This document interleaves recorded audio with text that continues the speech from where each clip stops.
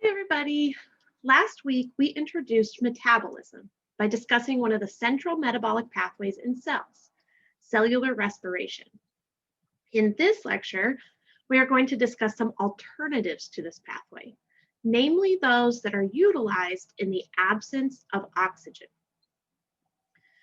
Recall that cellular respiration can be summarized into 4 steps. The first 3 are all involved in the complete oxidation of glucose, essentially releasing all the electrons involved in the bonds in the 6-carbon carbohydrate glucose. The first step is glycolysis, which splits the 6-carbon glucose in half into 2 3-carbon molecules called pyruvate. The next step is to oxidize these pyruvates, going from 2 3-carbon organic compounds into 2 2-carbon organic compounds, and tacking on a coenzyme to create acetyl-CoA. These enter the Krebs cycle and are completely oxidized. CO2, or carbon dioxide, an inorganic 1-carbon molecule, is the only carbon-containing compound that leaves this cycle. Again, these 3 steps completely oxidize glucose, releasing all electrons stored in the chemical bonds of the initial organic molecule. Electron carriers are reduced along the way, and all of these electrons are carried to the last step of cellular respiration, which is the electron transport chain. Here, a proton motive force is established and is used as energy to phosphorylate ADP into ATP. Importantly, please note the role of oxygen during the electron transport chain. It functions as the final electron acceptor in aerobic cellular respiration. What does that mean? Well, recall that electrons carried by NADH and FADH2 are released at the mitochondrial membrane, where they are used to pump hydrogens across the membrane. NADH pumps 3 hydrogens, FADH pumps 2 hydrogens, which results in either 3 or 2 ATP, respectively. But what happens to the electrons and hydrogens after this process is complete? Well, we must bind them up and get them out of there. The body is amazing at recycling. We bind electrons and hydrogens up with oxygen, making oxygen the last molecule that accepts the electrons used in this process. Thus, its designation as the final electron acceptor. But what happens if there is no oxygen? For example, in swamp soils or thermal vents, deep sea mud basins, or brine lake glaciers? In these areas where oxygen is absent or severely limited, is there no life? No way. In fact, this red is caused by bacteria. The clumpy rings in the Norris Geyser at Yellowstone, bacteria. That are bacteria and archaea that live in anoxic basins. These are areas that are actually ripe with life, although perhaps less varied. But prokaryotes are not the only organisms that need to be prepared with alternatives to aerobic cellular respiration. In your body, there are areas with reduced oxygen as well. In your stomach, oxygen content is actually very low because much of it is absorbed back into the bloodstream. Muscles also frequently run out of oxygen because contractions very quickly consume any oxygen present, more quickly actually than that can be replaced by the bloodstream. So how can cells generate ATP in the absence of oxygen? Well, there are 2 primary pathways that living things can utilize if oxygen is limited or absent. They are shown in this figure compared to aerobic cellular respiration. The first, anaerobic cellular respiration, is essentially the same thing as aerobic cellular respiration. You see a carbohydrate is oxidized, electrons are released, and carried to an electron transport chain where ATP is generated via a proton motive force. It's literally the exact same process, except notice that oxygen is not the final electron acceptor. Something else is, and this can vary. Fermentation, on the other hand, is essentially just the first step of cellular respiration, glycolysis. Notice that a small amount of ATP can be produced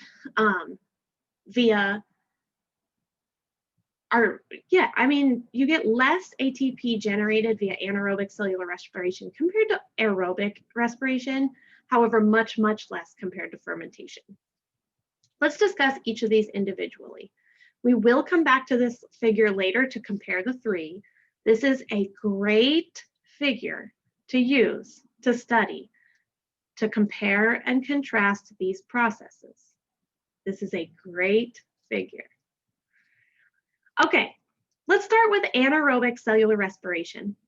As mentioned, anaerobic cellular respiration, like aerobic cellular respiration, takes place over 4 steps: glycolysis, pyruvate oxidation, and the Krebs cycle, which completely oxidize an organic compound, releasing all of its electrons, which are carried by electron carriers, NADH and FADH2, to the 4th step, the electron transport chain, where they are used to generate a proton motive force, which fuels the phosphorylation of ATP. Notably, in aerobic cellular respiration, oxygen is utilized as the final electron acceptor, because after this process is completed, it binds up the electrons that have been used in this process, along with hydrogen, to form water. Anaerobic cellular respiration is similar, except for oxygen is not the final electron acceptor. Another molecule is used. There are several alternatives to oxygen, for example, sulfate or nitrate or carbonate, and even iron. These would obviously mean that water is not a product of this reaction either. The important thing to remember about anaerobic cellular respiration is that it proceeds through the same steps as aerobic cellular respiration. The only difference is the final electron acceptor. You may get a little less ATP generated overall. This is mainly due to extra reactions necessary for processing this alternative final electron acceptor, but overall, optimally, you can produce around the same as aerobic cellular respiration. Let's look at a couple of examples of this process in action. Anaerobic cellular respiration plays a vital role in the ecological nitrogen cycle. Nitrogen is an extremely important atom for living organisms. It's a vital part of amino acids, the monomeric unit of proteins, and nucleotides, the monomeric unit of nucleic acids like DNA and RNA. However, the majority of environmental nitrogen is actually relatively inaccessible, as it is in the form of nitrogen gas. Many living organisms, including plants and animals, cannot utilize nitrogen gas as a source of nitrogen for amino acid and nucleic acid synthesis. So how do plants and animals access nitrogen for the creation of these vital compounds? Well, we can thank bacteria for that. Deep in the soil, oxygen is relatively scarce. So the bacteria that live there have adapted to perform anaerobic cellular respiration. In place of oxygen as a final electron acceptor, they use various nitrogen-containing compounds. Utilization of these nitrogen-containing compounds results in the production of other nitrogen-containing compounds rather than water. The process of converting inorganic gases such as nitrogen gas to soluble nitrogen sources is called nitrogen fixation. Notably, these products can be absorbed and utilized by plants in the creation of amino acids and nucleic acids. Animals can then eat the plants and obtain these compounds as well. Thus, we owe all nitrogen-fixing bacteria a big thank you for converting inaccessible nitrogen into a form that can be utilized to build essential for life macromolecules. These nitrogen-fixing bacteria are so important that some plants have actually adapted to have what are called root nodules, which are essentially little pods where nitrogen-fixing bacteria hang out. These bacteria are provided with nutrition from the plant, for example, glucose produced via photosynthesis, and in turn provide the plant with accessible nitrogen, which the plant can then use for the biosynthesis of proteins and nucleic acids. These are often found on the roots of legumes or bean plants. A common genus of nitrogen-fixing bacteria found to form these symbiotic root nodules are called rhizobium. I know we typically think about the overuse of antibiotics as being a primary concern for human health due to its promotion of antibiotic resistance. However, agricultural overuse of antibiotics has put the entire planet at risk. When antibiotics are used for agricultural purposes, these antibiotics can enter the soil or water sources and expose soil bacteria. Not only does this indeed promote antibiotic resistance in soil-dwelling pathogens like tetanus or botulism, but it can also pose a risk to beneficial soil-dwelling bacteria like rhizobium. When these root nodules were initially discovered, farmers were appalled and thought that these bacteria-filled tumors were indicative of a harmful infection. However, when they treated the plant or the soil with antibiotics, they found that the plants grew significantly less, and sometimes not at all. Further research by farmers and crop scientists led to the discovery that this was not an infection, but it was actually a very important symbiotic relationship that was central to the ecosystem in its role in nitrogen fixation. Some other interesting final electron acceptors are iron and sulfur compounds. On the left, you see an image of the blood falls in Antarctica. The presence of this natural wonder was a mystery for so long, as it was believed that no living organism could live in such a harsh environment. However, advanced genetic screens enabled the detection of bacteria in these glaciers where oxygen is scarce. These bacteria utilize iron as a final electron acceptor and produce a substance very similar to rust as a byproduct. On the right, you see the Norris Geyser and Yellowstone National Park. These clouds circling the blue center are biofilms of bacteria. The extreme environment in these geysers makes oxygen and other nutrients relatively scarce. So the bacteria in these geysers have adapted to utilize other compounds as final electron acceptors. You can see the orangey color where bacteria that use iron, similarly to those are in the blood falls. Many of the bacteria in these geysers, however, actually use sulfur-containing compounds as final electron acceptors, making these pools pretty stinky and pretty caustic. So if an organism is using sulfur as a final electron acceptor instead of oxygen, what product would result? Well, some stinky hydrogen sulfide, but also a lot of sulfuric acid. These geysers are also very acidic due to the byproducts of these metabolic reactions, which is why they are roped off, and you should never try to take a relaxing bath in them. You know, like someone faithfully tried to do in 2016. Don't do that.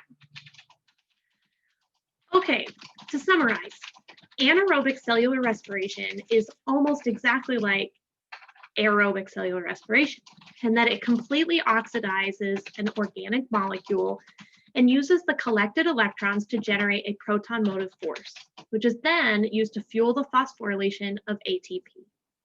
In aerobic cellular respiration, oxygen is the final electron acceptor, but in anaerobic cellular respiration, a different molecule is used. This is a pretty decent alternative to aerobic cellular respiration because it can optimally generate a similar amount of ATP. However, another metabolic pathway that can generate ATP in the absence of oxygen is fermentation. Fermentation is quite different from both aerobic and anaerobic cellular respiration because it does not involve oxidative phosphorylation.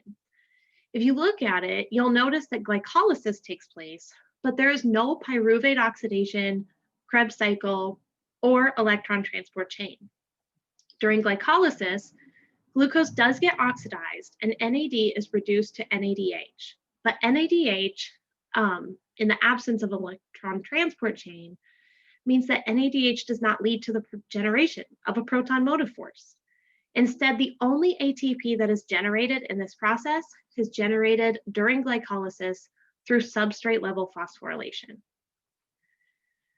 Recall that glycolysis occurs in 3 steps. During step 1, the investment phase, ATP is used as a source of a phosphate. During this phase, 2 phosphates obtained from ATP are added to the 6-carbon glucose, forming a compound called 6-carbon fructose bisphosphate.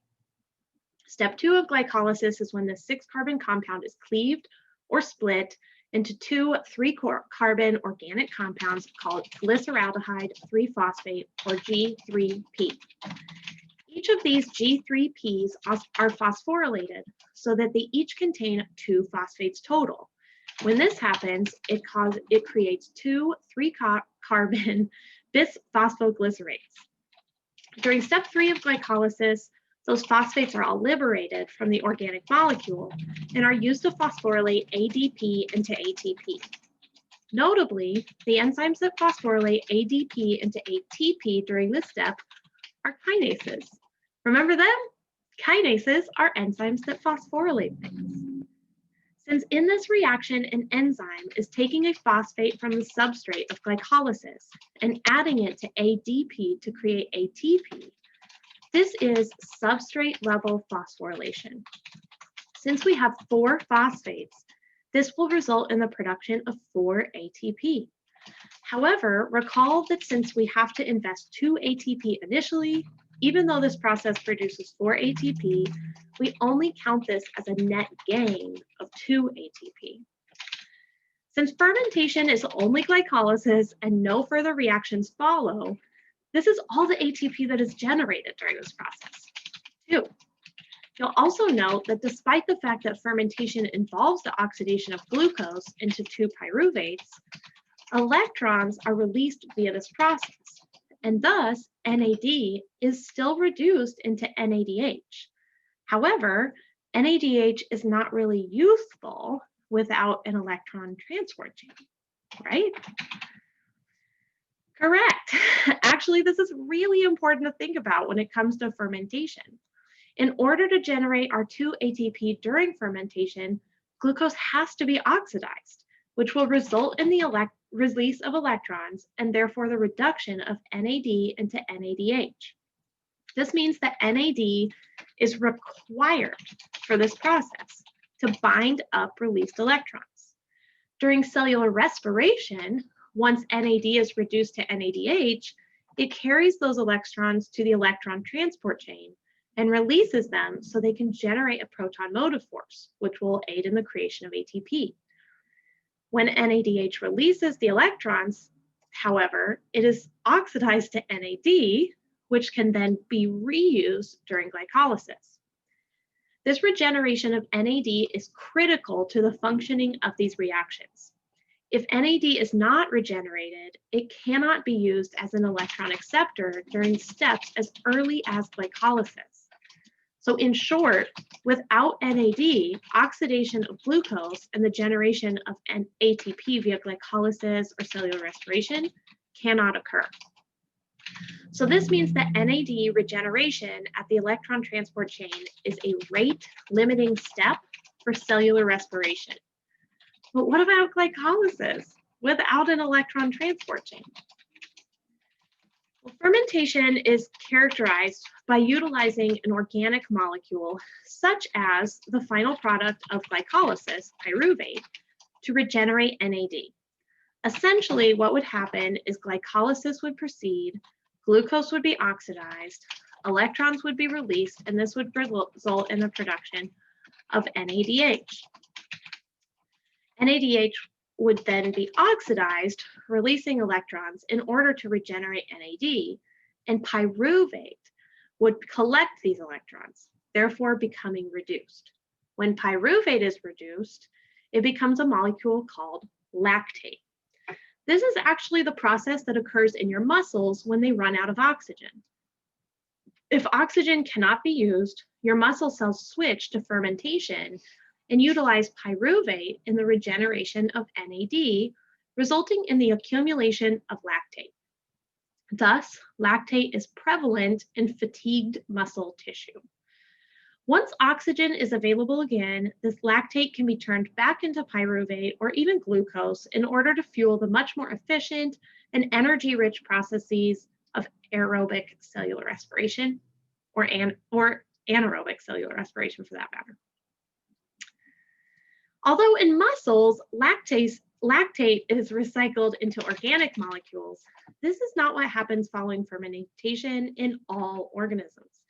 In fact, pyruvate is converted into lots of different things by lots of different organisms via fermentation.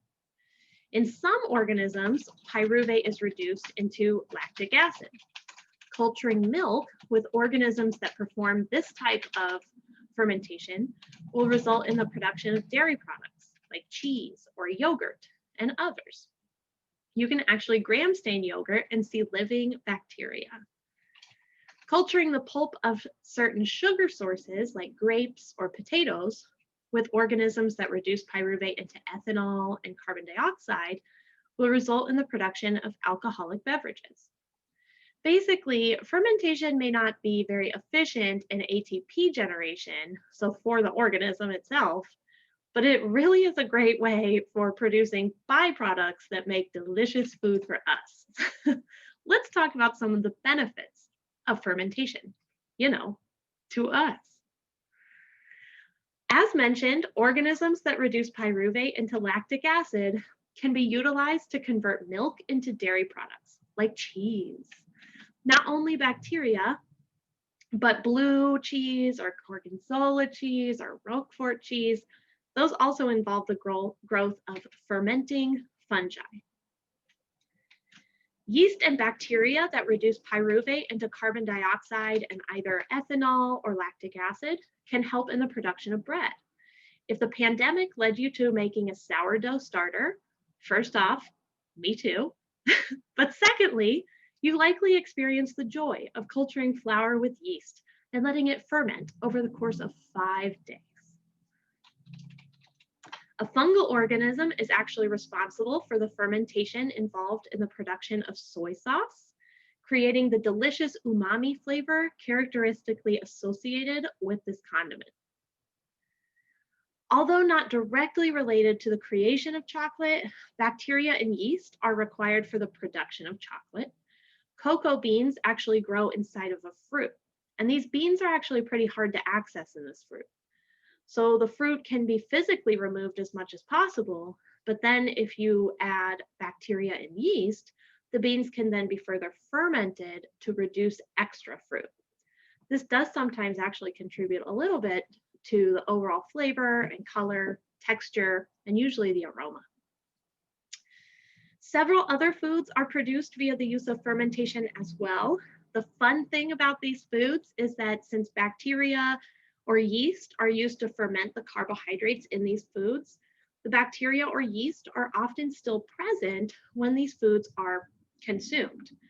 Since these bacteria are obviously safe for human consumption, they may colonize the digestive tract and become part of your healthy bacteria, colonizing your body.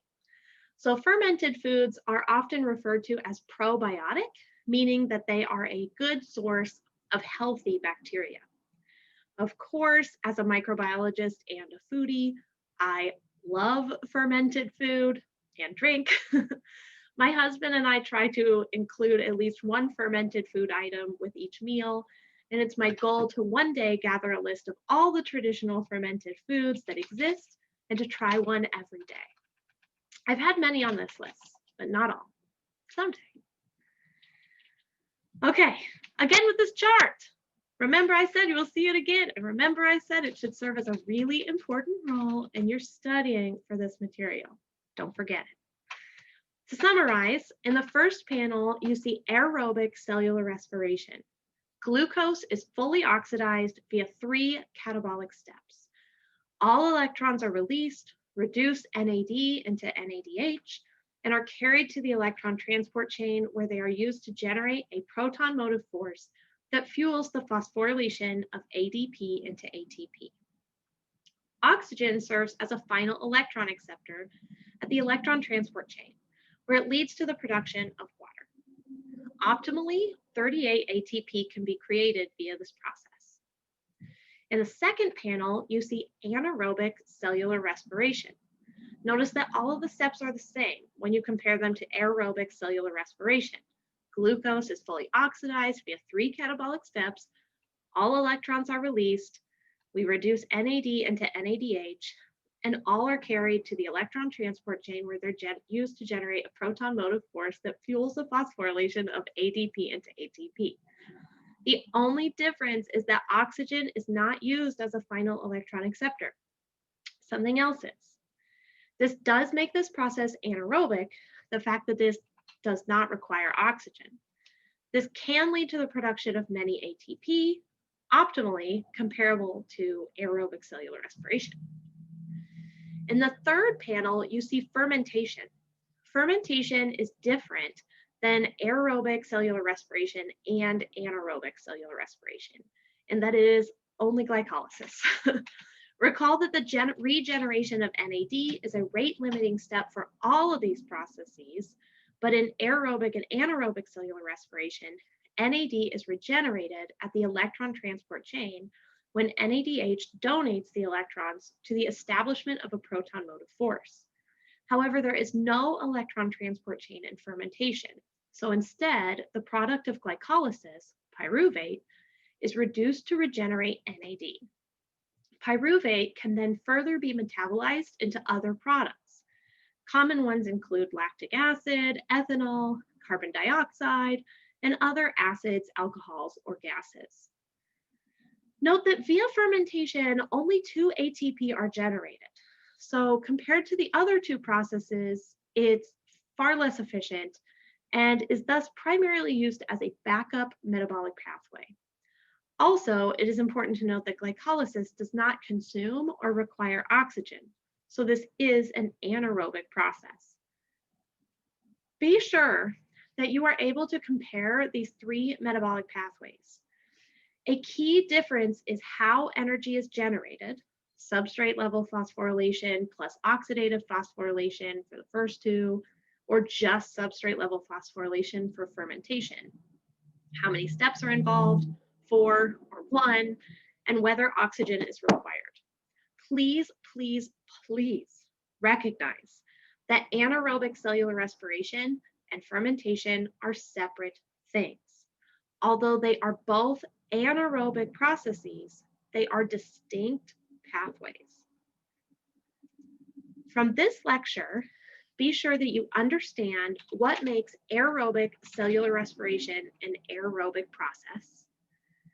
Be sure you understand what makes anaerobic cellular respiration an anaerobic process. Make sure you understand what makes fermentation an anaerobic process. Be able to differentiate those 3 pathways. Understand the importance of nitrogen fixation and what process allows this. And understand why the electron transport chain is the rate-limiting step for cellular respiration. You need to be familiar with the terms anaerobic cellular respiration, fermentation, and final electron acceptor. Thank you so much for participating in this lecture. I look forward to see you in class.